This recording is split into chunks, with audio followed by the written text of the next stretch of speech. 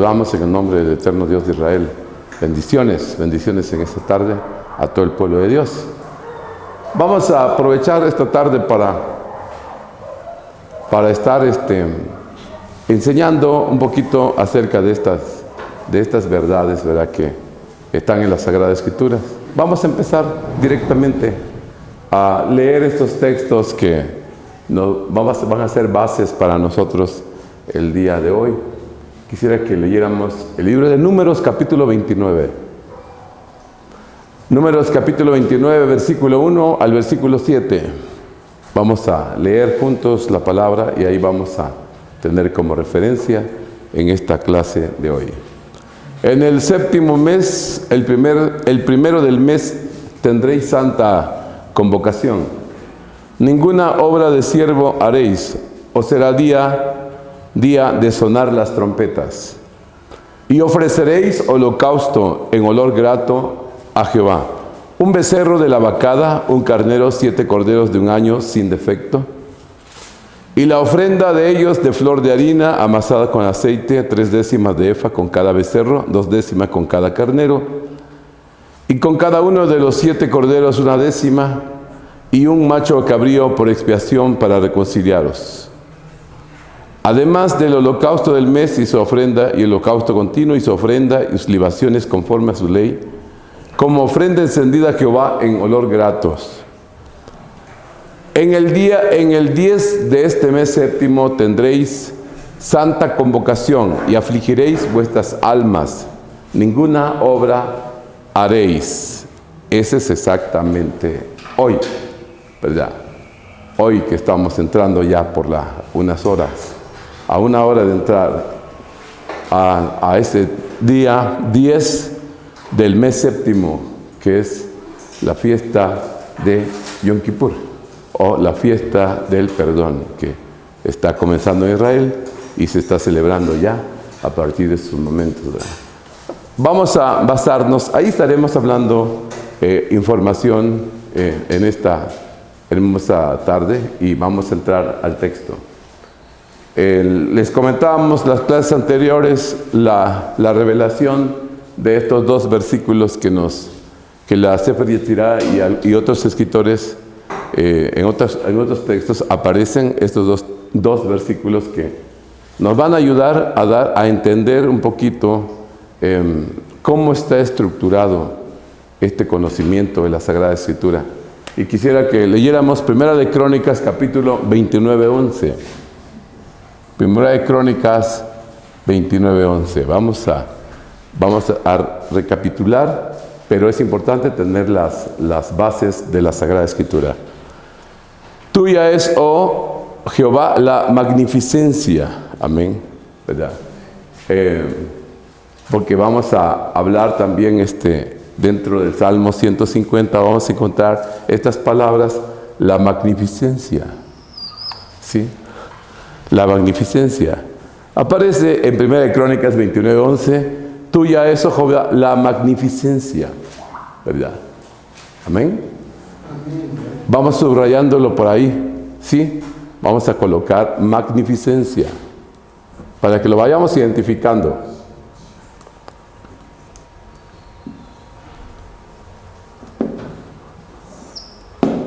Después dice, y el poder, ¿verdad? El poder. Tuyo es el poder.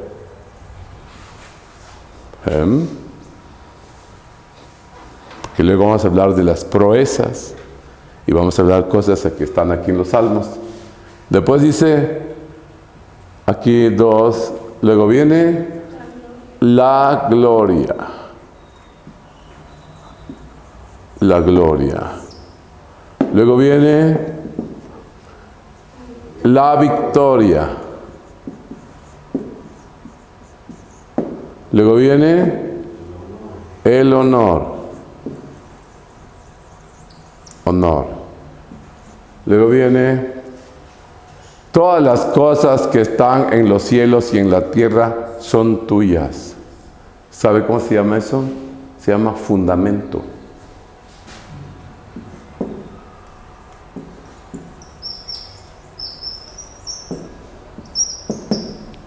Dice,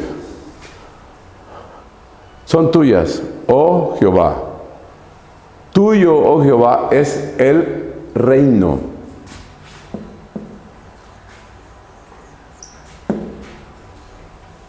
Tuyo es el reino. Y tú eres excelso sobre todos. ¿Quién es la cabeza? Es la corona. Él está por encima de todo. ¿Ok? Y aquí vamos a encontrar lo que es, eres excelso. Es cabeza, ¿verdad? O corona. O corona. Y ahí vamos a encontrar, ya tenemos aquí, algunos dicen que 7, aquí vemos 8 principios en Primera de Crónicas 29:11. Vamos a encontrar ahora en Éxodo capítulo 31, versículo 3 y 4. Vamos a leer. Éxodo capítulo 31, aquí está, versículo 3. Yo he llenado del Espíritu de Dios en sabiduría, ¿sí? En inteligencia. De hecho, vamos a encontrar aquí, vamos a hacerlo ahorita, los ordenamos, ¿no? Sabiduría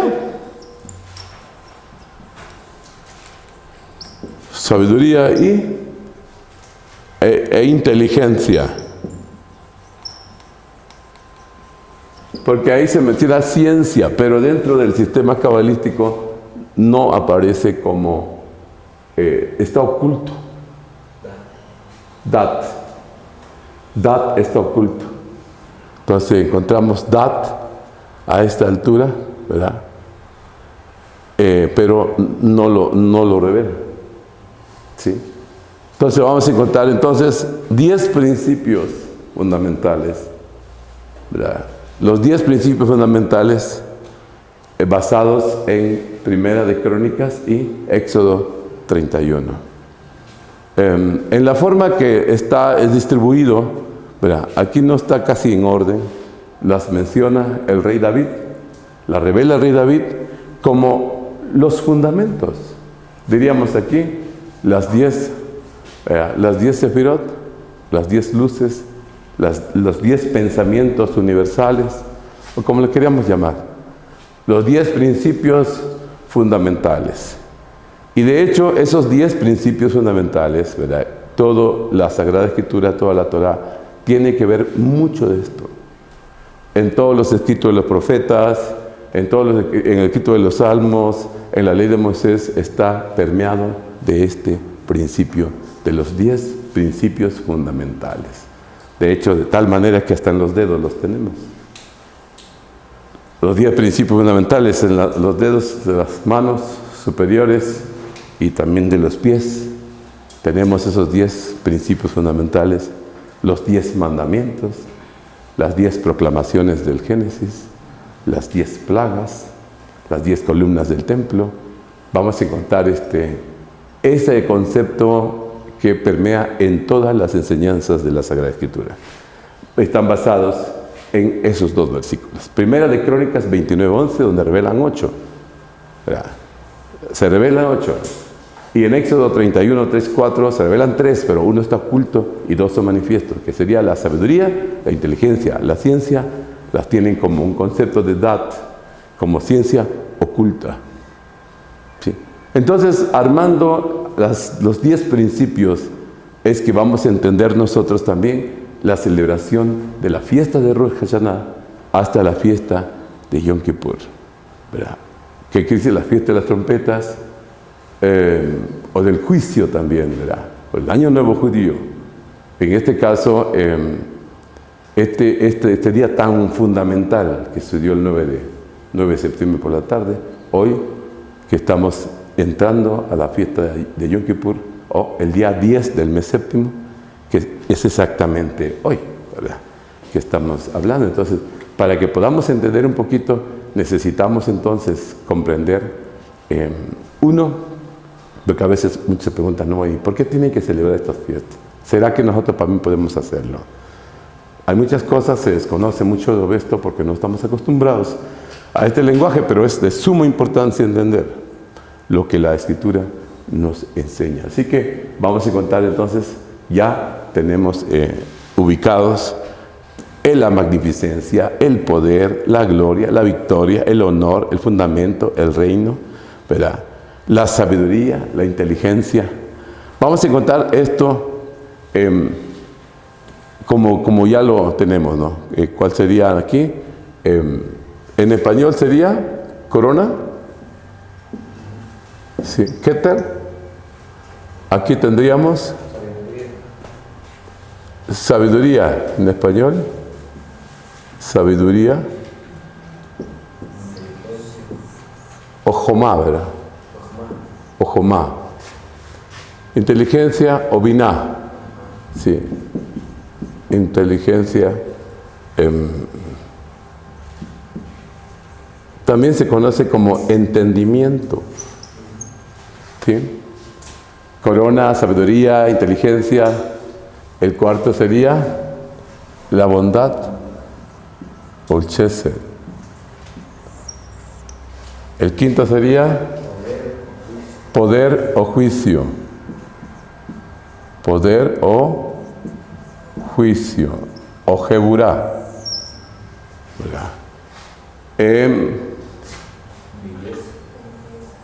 Belleza o tiferet.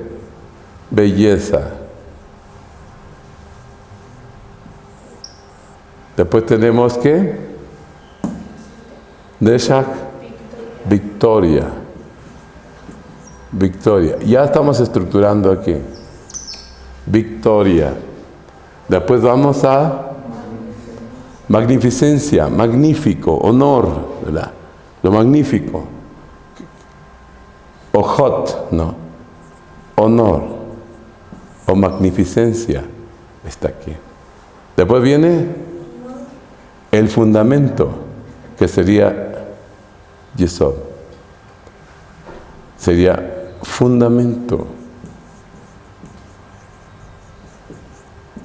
En el noveno.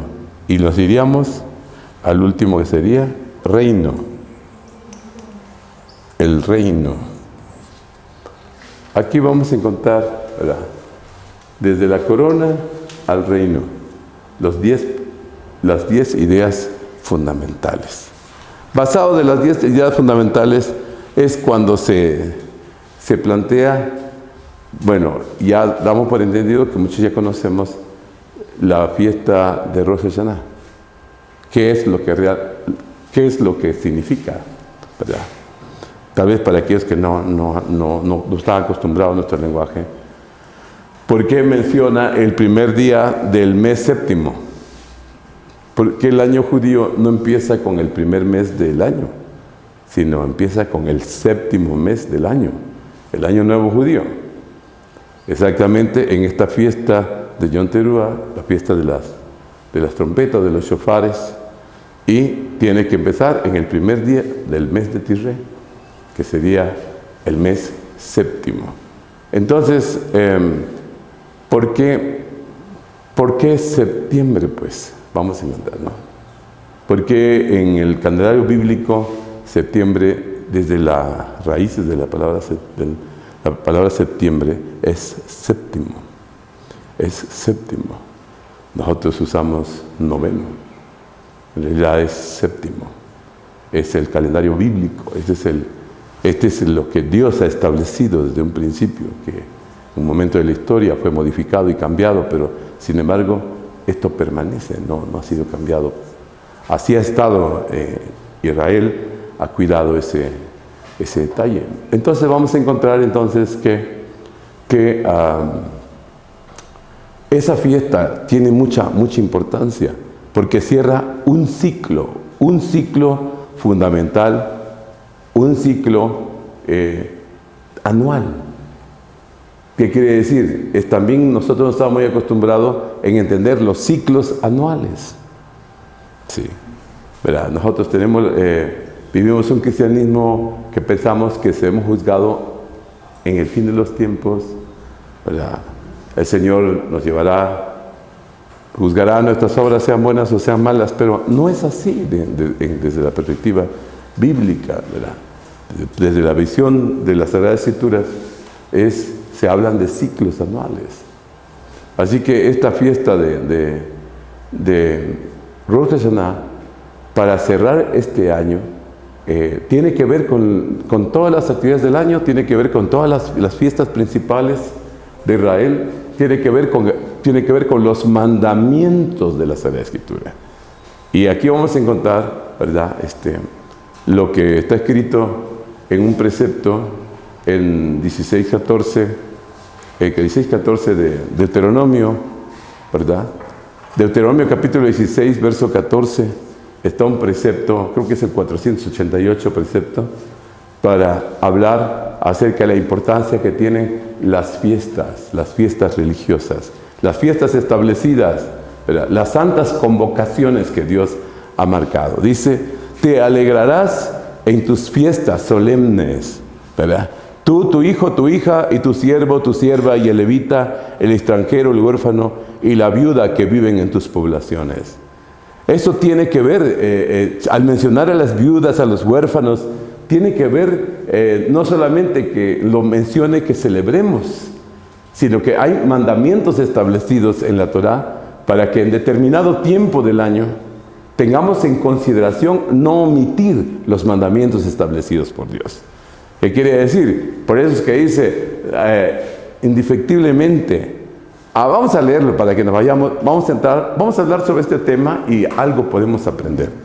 Deuteronomio capítulo 14, verso 22 al 29, hay instrucciones exactamente cómo el pueblo del Eterno tendríamos que conducirnos, ¿verdad? Indefectiblemente diezmarás todo el producto del grano que rindiere tu campo cada año, y comerás delante de Jehová tu Dios en el lugar que Él escogiere para poner ahí su nombre, el diezmo de tu grano, de tu vino, de tu aceite, de tus primicias, de tus manadas y de tus ganados, para que aprendas a temer a Jehová tu Dios sobre todos los días. Síguele. Y si en el camino fuere tan largo que no puedas llevarlo por estar lejos de ti en el lugar que Jehová tu Dios hubiera escogido, para poner en él su nombre cuando Jehová tu Dios te bendijere, entonces lo venderás y guardarás el dinero en tu mano y vendrás al lugar que Jehová tu Dios escogiere. Y darás el dinero por todo lo que deseas, por vacas, por ovejas, por vino, por sidra, por cualquier cosa que tú deseares. Y comerás delante de Jehová tu Dios y te alegrarás tú y tu familia, ¿verdad? Dice que debíamos alegrarnos nosotros, dice, en nuestras fiestas solemnes. Amén. Quienes tenían que alegrarse con su hijo, con todos los que vivían allá. Y eso es una referencia también a la fiesta del tabernáculos, la fiesta de Sukkot, la fiesta de las enramadas, como los tabernáculos, cuando se lleva a cabo esta celebración, que quiere decir que dará comienzo exactamente el 24 de septiembre para nosotros, ¿verdad? ¿Qué quiere decir? De aquí a 5 días estaremos en vísperas de la fiesta de los tabernáculos, basado también en Números 29:15 en adelante, donde se va a mencionar la fiesta de los tabernáculos. ¿Qué quiere decir? De aquí a 5 días, ¿verdad? Se van a celebrar la fiesta de los tabernáculos, donde hay alimento, donde habrá comida, donde habrá celebración, ¿por qué? Porque teníamos que aportar. Entonces el mandamiento no solamente incluía una instrucción de conceptos, sino también una instrucción que tenía que ver con la celebración de una práctica. ¿Qué quiere decir? Que el conocimiento no solamente es un discurso escrito, no solamente es una cuestión de la ley, sino también se puede llevar a la costumbre, a la práctica, a la vivencia, que nosotros no solamente lo sepamos, sino también lo podamos practicar. Este es el sentido, ¿verdad?, de que la instrucción, el mandamiento de celebrar, de alegrarnos, ¿cómo? En las fiestas, en las convocatorias, cuando el Señor tenía que convocar. Ahora, Acuérdense ustedes, cuando dice que, cuando se menciona, por ejemplo, cuando dice, te presenta, 3 veces al año te presentarás, ¿verdad? Y no tenías que presentar con las manos vacías. Hay fiestas para alegrarse, hay fiestas para celebrar, pero también hay fiestas donde era de duelo, donde era de arrepentimiento. ¿Qué quiere decir? Y esta de Yom Kippur tiene que ver con afligir nuestras almas, porque teníamos que pasar esto de Rosh Hashanah hasta hoy, durante estos 10 días de Teshuvah, de arrepentimiento, de reconocer en qué hemos hecho mal delante del Señor. Entonces, esto es lo que... Entonces, en este momento estamos concluyendo un ciclo de fiestas que no tenían mucho que ver, ¿verdad?, sino el sentido más de escudriñarnos, de meditar, de afligir nuestras almas, reconocer que no hemos hecho correctamente. Entonces, aquí es donde nos enseñan nuestros maestros, ¿verdad? Nos enseñan nuestros maestros, y aquí está, ¿verdad? Tienes que venir y ayudar a la viuda, al huérfano, al necesitado, al levita. Entonces lo venderás, ¿verdad? Síguele a ver qué más tiene. Dice, y darás el dinero por todo lo que decías por vacas. Bueno, sí, ya lo habíamos leído. Síguele. Y no desampararás al levita. No desampararás al levita que habita en tus poblaciones, porque no tiene parte ni heredad contigo. Síguele. Al fin de cada 3 años sacarás todo el diezmo de tus productos de aquel año y lo guardarás en tus ciudades. Y vendrá el levita que no tiene parte ni heredad contigo, el extranjero, el huérfano, la viuda, que hubiera en tus poblaciones, y comerán y serán saciados, para que Jehová tu Dios te bendiga en toda obra de tus manos que hiciere. Así que, bueno, para el pueblo de Israel, este tiene unas especificaciones tan interesantes que podemos aprender nosotros de ellos. Así que, cuando llega la fiesta, entonces, la fiesta de Santa Convocación, que es lo que sucedió hace 10 días con la llegada de Rosh Hashanah, donde han pasado 10 días de convocatoria para arrepentimiento, para estar humillando nuestro corazón delante del Señor, los maestros, hombres de Dios, el pueblo de Israel ha tenido hombres sabios, hombres que han enseñado al pueblo la necesidad de que en estos 10 días, buscar el perdón de Dios. Buscar el perdón de Dios, pero no hay perdón si no hay un verdadero arrepentimiento. No hay perdón si no hay confesión, arrepentimiento delante del Eterno de nuestra vida. Porque nosotros somos muy dados, el cristianismo siempre dice que por gracia, el Señor nos perdona. No, se va a estar buscando un verdadero arrepentimiento. Debemos acordarnos lo que está escrito: un corazón contrito y humillado no despreciarás jamás. Y entonces aquí vamos a encontrar que durante los 10 días para llegar a Yom Kippur, entonces se estuvieron citando algunos salmos, ¿verdad?, que se recomiendan por los maestros. ¿Por qué Israel cita esos salmos durante este tiempo? ¿Por qué los cabalistas judíos utilizan estos salmos para estar meditando y pidiendo al Señor dirección por ello? Entonces estamos haciendo a manera de enseñanza, citándolo, ¿verdad? Estamos citando aquí tenemos esto que ya lo vimos. Vamos a encontrar estos 10 salmos codificados de la siguiente manera. Dentro de las 10 ideas fundamentales también aparece esto. Estos 10 salmos que tienen que ver con las 10 ideas fundamentales. ¿Por qué? ¿Por qué se tenían que ayunar y por qué se tenían que mencionar? ¿Por qué teníamos que leer, cantar esas plegarias o reconocer esas plegarias? Porque hay 10 ideas fundamentales que tenemos que tener presente. Por lo menos cada año. Teníamos que meditar y darnos cuenta la importancia que tiene ese contenido. No debemos olvidarnos entonces que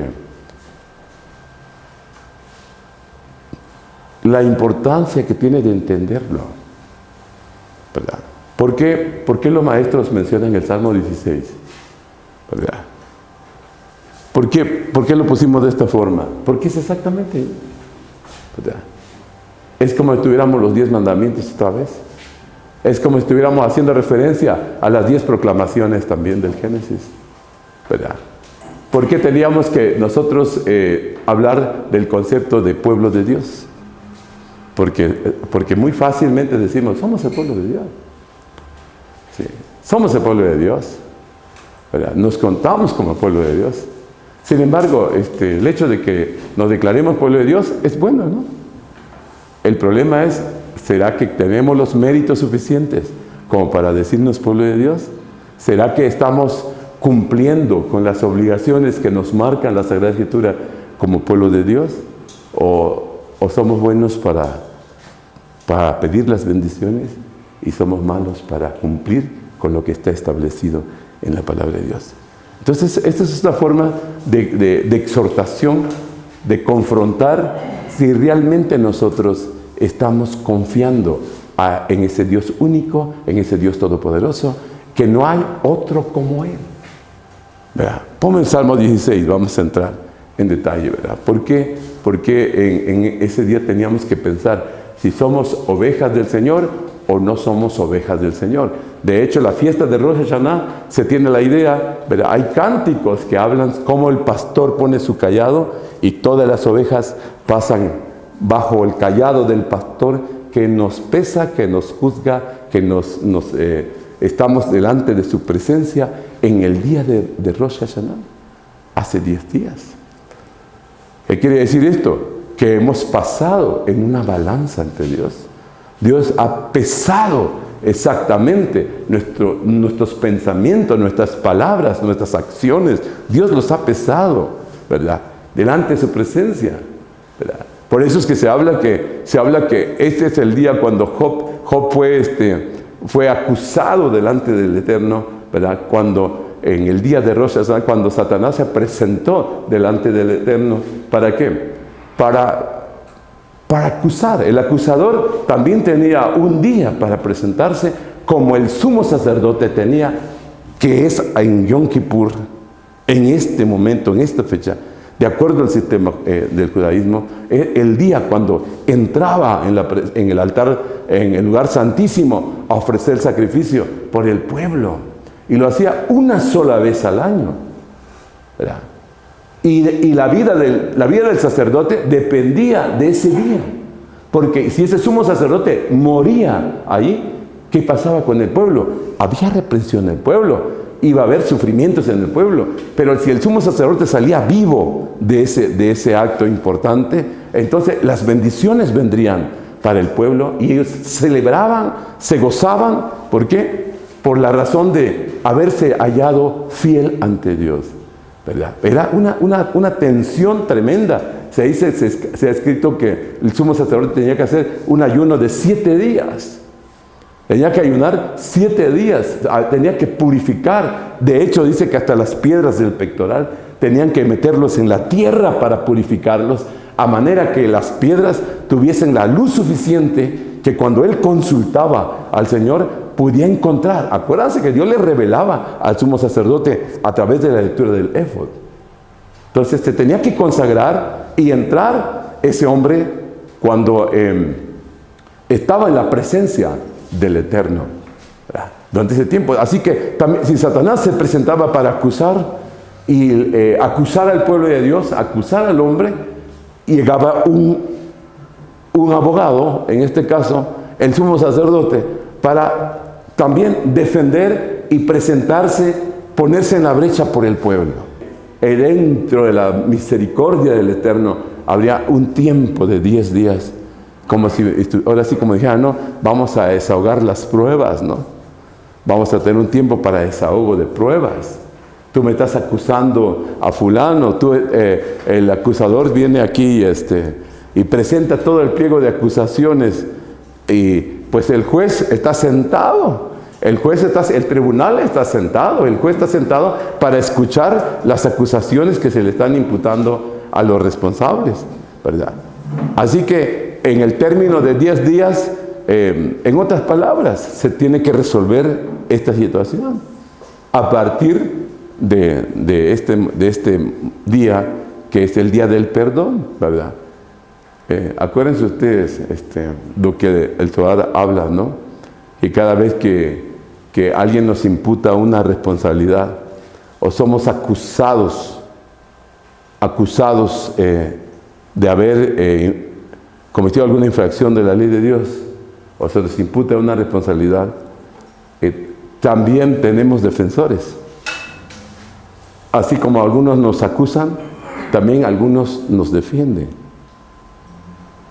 El Zohar dice que cuando nos acusan, vienen ángeles también acusadores, pero también vienen los que nos defienden.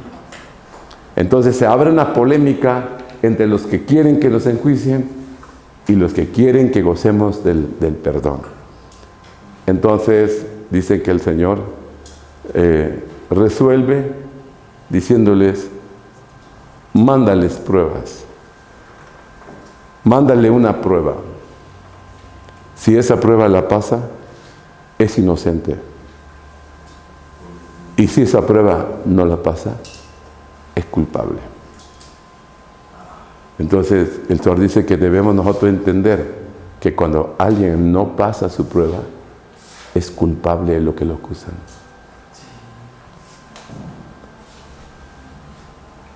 ¿Qué quiere decir esto? Que no es nada más fácil decir: bueno, el Señor tiene misericordia de mí, voy a pasar. No, tiene que ver un acto de arrepentimiento. Tiene que ver nuestra actitud. ¿Por qué razón? Dios es un Dios justo. Así que se abre el periodo de prueba que Satanás trae un pliego. Sin duda, él ya se presentó, ya te acusó a ti, ya me acusó a mí, ya acusó al hermano Pedrito, ¿verdad? Ya acusó a los muchachos, ¿qué? Ya agarró también a Romeo, le presentó su pliego de acusaciones, ¿verdad? Y como estuvieron ayunando durante 10 días, pues espero que su arrepentimiento haya sido sincero, ¿verdad? El arrepentimiento de corazón, entonces Dios puede absolverlo. Ese es el sentido. Por eso es que se da ese término de tiempo para que nosotros podamos reconocer. Entonces, esto es lo que está escrito en los profetas: en el día aceptable te he oído, y en el día de salvación te he socorrido. Nosotros tenemos la idea de que el día aceptable es todo el tiempo. No, dentro del sistema establecido en la Torah existen días santos, existen días sagrados, existen días de santa convocación. No todos los días son iguales. Y en el calendario de la Sagrada Escritura existen tiempos señalados por el Eterno y no pueden cambiar. Son de santa convocación. Dios no está moviendo, su palabra no la cambia. Somos han cambiado, pero Dios no.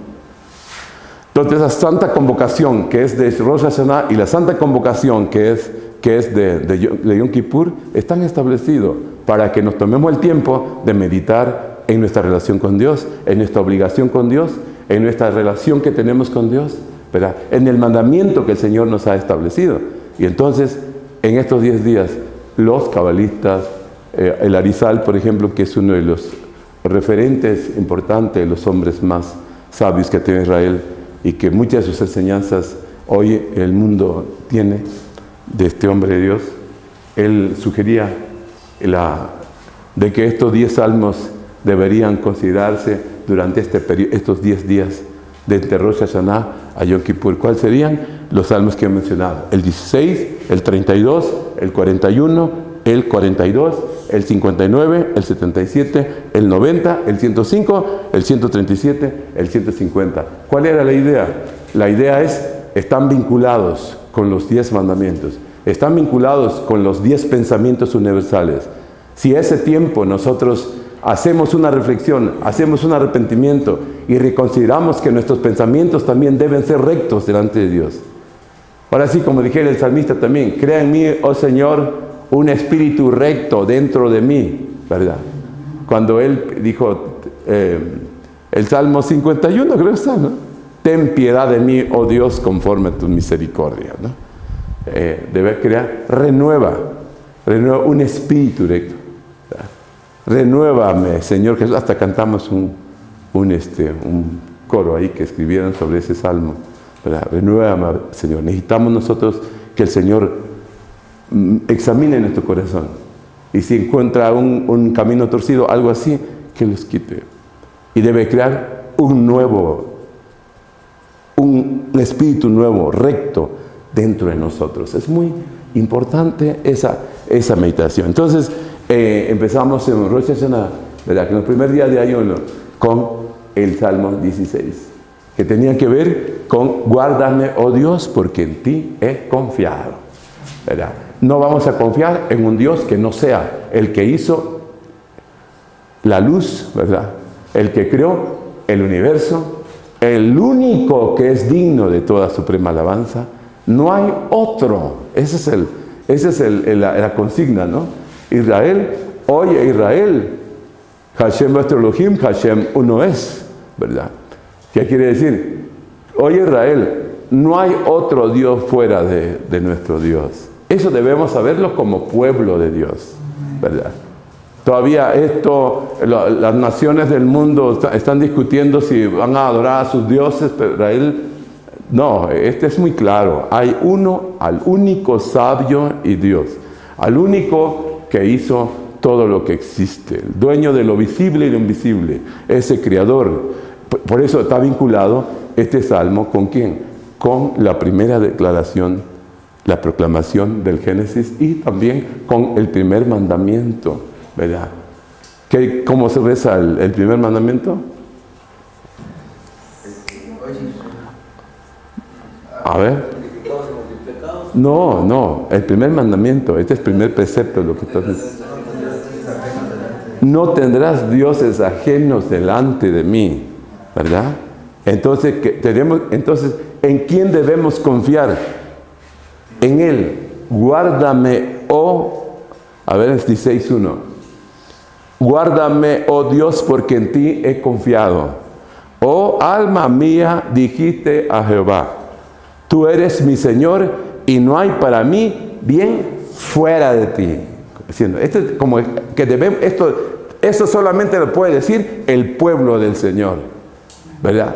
Ahora sí, como dije Moisés, no, los que están con el Señor, pásense de este lado. Y lo que quieren adorar a sus becerros de oro, pásense del otro lado. No hay de otro. Dios es uno. Su pueblo es uno. Nosotros todavía tenemos el problema que si el católico, si el evangélico, si el ortodoxo, si el mesiánico, el que guarda los mandamientos del Eterno es pueblo de Dios. El que pone por obras el mandamiento del Eterno es pueblo de Dios. Nos ha hecho tanto daño las denominaciones, nos ha hecho tanto daño esto que ha creado confusión en el pueblo de Dios. Es pueblo de Dios quien declara que confía en Dios. Es pueblo de Dios el que dice, no tengo a nadie más que a ti, que tú eres el único Dios, ¿verdad? Ese es el punto. Y aquí viene entonces que a veces tenemos que pedir perdón porque hemos perdido el sentido de ser pueblo de Dios, ¿verdad? Repetidas ocasiones los autores de los que han escrito cartas, como el apóstol San Pablo, el apóstol Pedro, los siervos de Dios, siempre habían dicho que somos los hijos de la luz, no somos los hijos de las tinieblas. Somos un pueblo escogido, Pedro dijo, pues, ¿no? El que nos llamó de las tinieblas a su luz admirable, ¿verdad?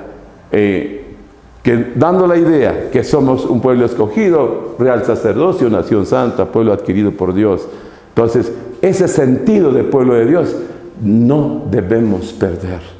Hoy la gente se pelea porque es de una denominación, que es de otra denominación, cuando a veces tenemos el grave problema. No se trata de denominación, se trata del cumplimiento de la obediencia a las leyes eternas, a las leyes del Eterno. El que pone por obra los mandamientos de Dios, el que ama a ese Dios único y respeta a ese Dios único, es lo que está establecido. ¿Verdad? Qué interesante, ¿no?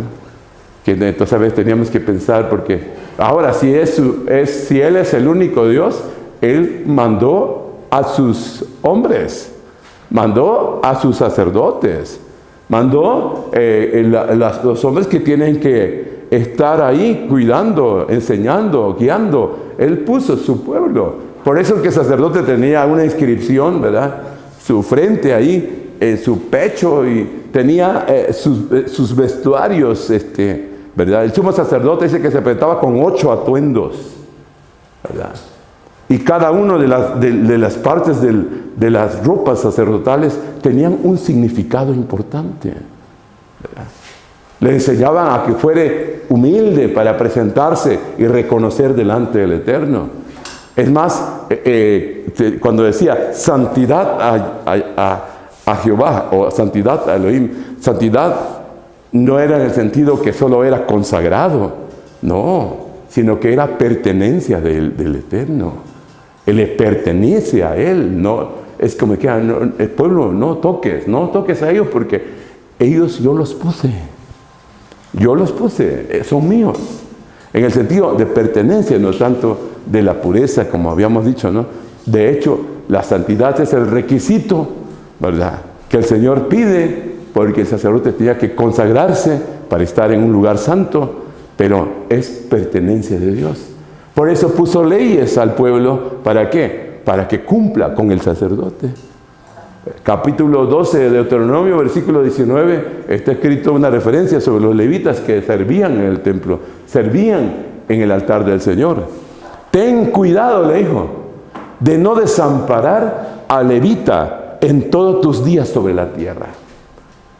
¿Por qué desampararlo? No lo vaya a dejar solo, porque él no le tocó herencia, él no le tocó terrenos, él no está para hacer propiedades, ¿verdad? Que a veces hemos perdido ese sentido, ¿no? Él está para atender al pueblo de Dios, Él está ahí para responder al pueblo de Dios, Él está ahí para hacer una guianza del pueblo de Dios. No debe el pueblo abandonar, ¿verdad? Hoy el pueblo ha abandonado al sacerdote, hoy el pueblo está entregando a sus sacerdotes, hoy está maldiciendo a sus sacerdotes. Si maldice al sacerdote, se maldice a sí mismo, porque Dios estableció eso, así lo puso el Señor, ¿no? Entonces, ese es el punto, ¿verdad? ¿Por qué teníamos que arrepentirnos? ¿Por qué teníamos que ir perdón en un primer día de esos 10 días? Es porque hemos perdido la sensibilidad y de actuar como pueblo de Dios. Decimos pueblo de Dios cuando nos conviene. Decimos pueblo de Dios cuando queremos el beneficio de Dios. Pero cuando Dios nos exhorta y nos confronta a cumplir nuestras obligaciones como pueblo de Dios, ¿verdad?, ahí la gente se retira y mantiene, y que entonces viene el problema. Viene el problema que hemos omitido un mandamiento de Dios. Y por lo tanto, vienen también las sanciones, vienen también las reprensiones, ¿verdad? Ahí dice, a ver, sigamos el 16, no vamos a quedarnos ahí, nada más lo estamos mencionando, ¿verdad? En el 16, para marcar que es hermosa la herencia que tenemos. Oh alma mía, dijiste a Jehová, tú eres mi Señor, no hay bien fuera de ti. Síguele. Para los santos que están en la tierra, mire, para los santos que están en la tierra, para los consagrados, para aquellos que han consagrado su vida al servicio, aquellos que han sido llamados para estar cuidando ese lugar maravilloso, ¿verdad? Para esos hombres que Dios llamó, dice, y para los íntegros es toda mi complacencia. Dios se agrada de los íntegros. Dios le complace a sus íntegros. Acuérdense cuando dijo, este es mi Hijo amado en quien tengo complacencia. Así escribieron en los evangelios, ¿verdad? Dando la idea de que el Eterno se agradaba del Mesías, se agradaba de Yahshua, se agradaba de alguien que era íntegro, es su complacencia. Entonces creo que la integridad tiene que ver también con el cumplimiento. La integridad tiene que ver de no omitir lo que nosotros nos obliga a hacer. La falta de complacencia es la falta de integridad en el pueblo de Dios. ¿Qué quiere decir? Por eso estaban las fiestas. ¿Cuál era la fiesta? Del Pesaj.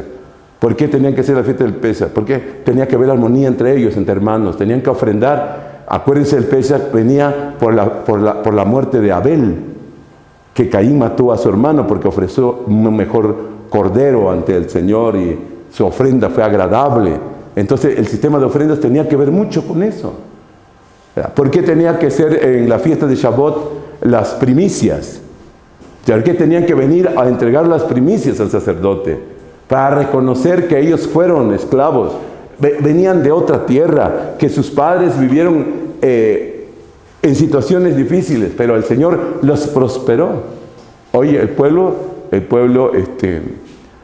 ha perdido el sentido de eso, ¿verdad? Es muy poca gente que puede acudir y decir gracias, porque yo recuerdo dónde salí, ¿verdad? De dónde salí, de dónde era y cómo Dios me ha levantado, cómo Dios me ha prosperado. Por eso en la fiesta de Shavuot se citan casi el capítulo 26 de Deuteronomio, cuando dice: aquí traigo mi canasta, ¿verdad? Aquí tengo los frutos de la tierra porque el Señor me ha bendecido, porque mis padres sufrieron tanto, pero Dios nos ha bendecido, nos ha defendido, nos ha ayudado. Entonces, esa conciencia del pueblo es lo que están marcando que por qué entonces teníamos que reflexionar si hemos cumplido o no. Hemos cumplido con la obligación como pueblo de Dios, ¿verdad? Mucha gente dice: quiero las bendiciones en este país. Pero este país también se cobra impuestos, también se paga, ¿verdad? También se cumplen ciertas cosas que están establecidas. Y si no es impuesto como una norma en el pueblo de Dios, pues ahí está, para los íntegros y complacientes, para aquellos que cumplen. Síguele. Dice: se multiplicarán los dolores de aquellos que sirven diligente a otros dioses. No ofreceré yo sus libaciones de sangre, ni en mis labios tomaré sus nombres. Este es un precepto. De ninguna manera mencionar en nuestra boca el nombre de un ídolo, porque un ídolo no es nada en este mundo, ¿verdad? Este es un precepto que tiene que ver ¿con qué? Con el primer mandamiento. Y por eso tiene que ver esto con el primer mandamiento. ¿Quién es? El que tiene la corona, el que es dueño de todo, el creador. Él es el eterno Dios de Israel. Él es Elohim. Él es el bendito sea. No hay otro más que Él. Es lo que nos está enseñando. Síguele. Síguele. Las cuerdas me cayeron en lugares deleitosos y es hermosa la heredad que me ha tocado. El yugo, ya lo hemos mencionado, el yugo es el símbolo de la enseñanza. El yugo es cuando nosotros aceptamos las enseñanzas de la Torah, es como aceptar las leyes del cielo.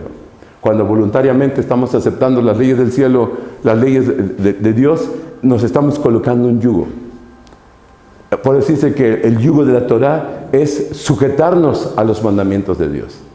Si nos sujetamos a los mandamientos de Dios, entonces nosotros vamos a decir: me cayeron las cuerdas en lugares deleitosos.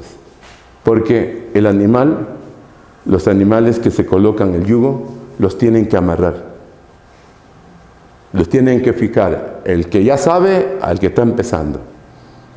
Entonces le tienen que amarrar el yugo, porque si le ponen el yugo así nada más, brincan y lo tiran. Pero cuando aquel que ya lo aceptó, se sujeta ahí y va a aprender a caminar derecho, va a aprender a obedecer, va a aprender a hacer lo que le están mandando. Y nosotros hemos recibido la palabra de Dios, ¿verdad? Nosotros hemos recibido las enseñanzas del Eterno, hemos recibido la enseñanza de la Torah y ponemos por obra los mandamientos de Dios, entonces estamos aceptando el yugo de Dios. Y dice: Jehová me aconseja, aun las noches me enseña mi conciencia. Síguele. Bendeciré a Jehová. Él es nuestro consejo, ¿verdad? Síguele. Vamos a encontrar este punto. A Jehová he puesto siempre delante de mí, porque está a mi diestra, no seré conmovido. Amén. Se alegró por tanto mi corazón y se gozó mi alma, mi carne también reposará confiadamente. Porque no dejarás mi alma en el Seol, ni permitirás que tu santo vea corrupción. ¿Verdad? Qué tremendo es eso. ¿Verdad? Qué tremendo es eso.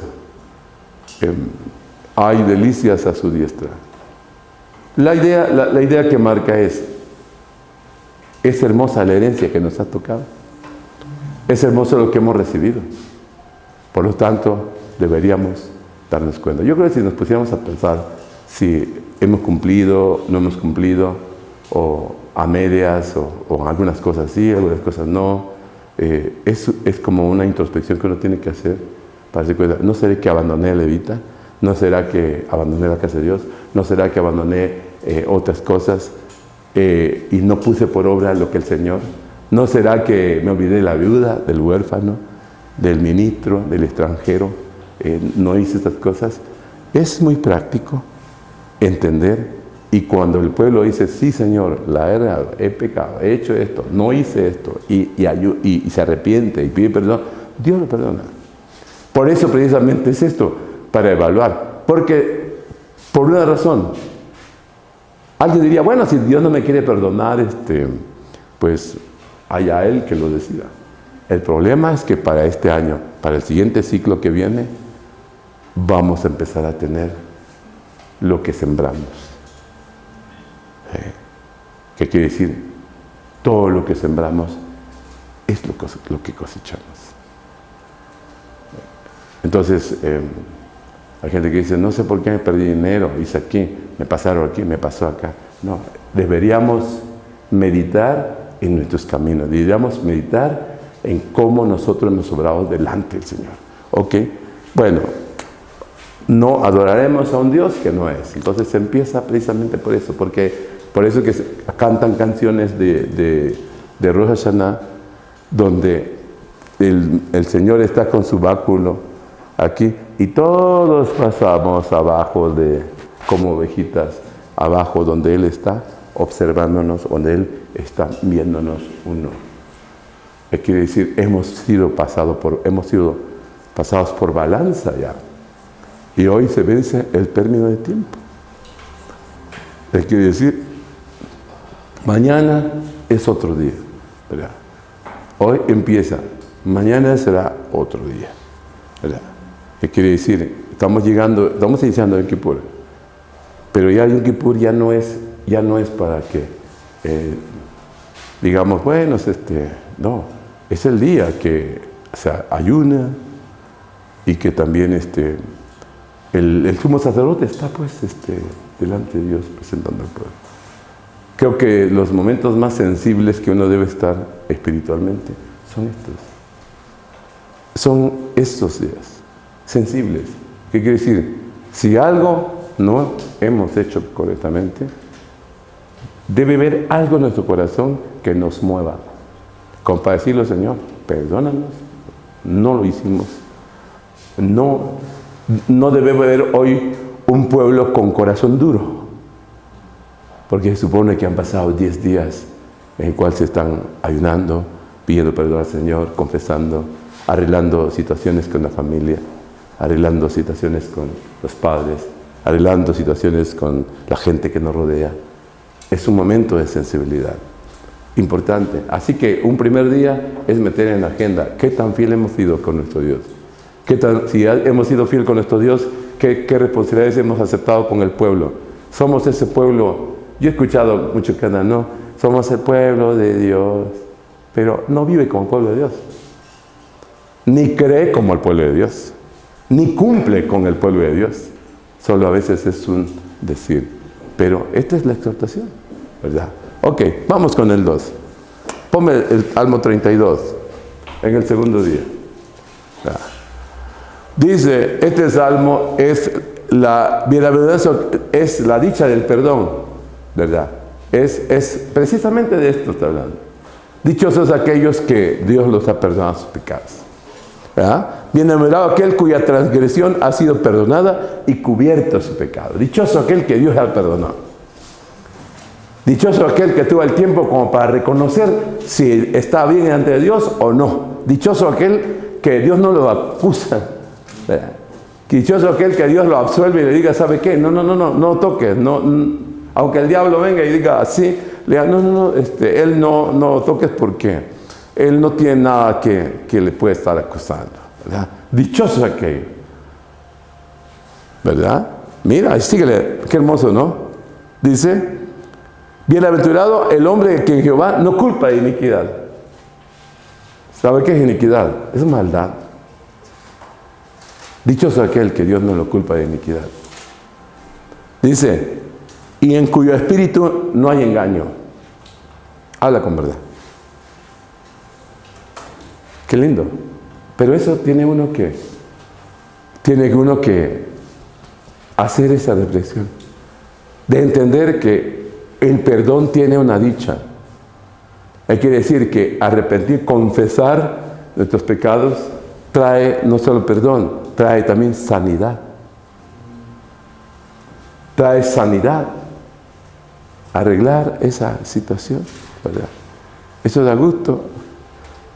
Ayer tuvimos tiempos muy bonitos, ¿verdad? De reconciliaciones de gente, ¿no? Precioso, momento. Nos tocó predicar y después hubo un momento así, muy, muy valioso, de dichosos. ¿Qué quiere decir? Guardar rencores es guardar un espíritu de contrariedad. Tener odio es propiciar enfermedades. Es estar no dispuesto a ser feliz. Nadie puede ser feliz con un corazón con odio. Sí. Por eso dice, cuyo espíritu no hay engaño. Mientras callé, se envejecieron mis huesos. ¿Verdad? A ver, síguele, por favor.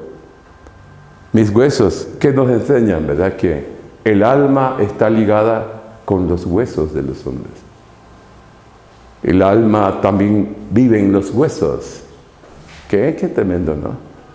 El nefesh del cuerpo está vinculado con los huesos. Por eso los cabalistas mencionan que cuando a alguien le duele los huesos, ¿verdad? ¿Qué significa? Lastimó su alma. ¿Y cómo se lastima el alma? Violando uno de los 365 preceptos negativos de la Torá. ¿Qué quiere decir? Los 365 mandamientos que están escritos, alguno de esos 365 se quebrantó y tiene un efecto aún en el cuerpo del hombre.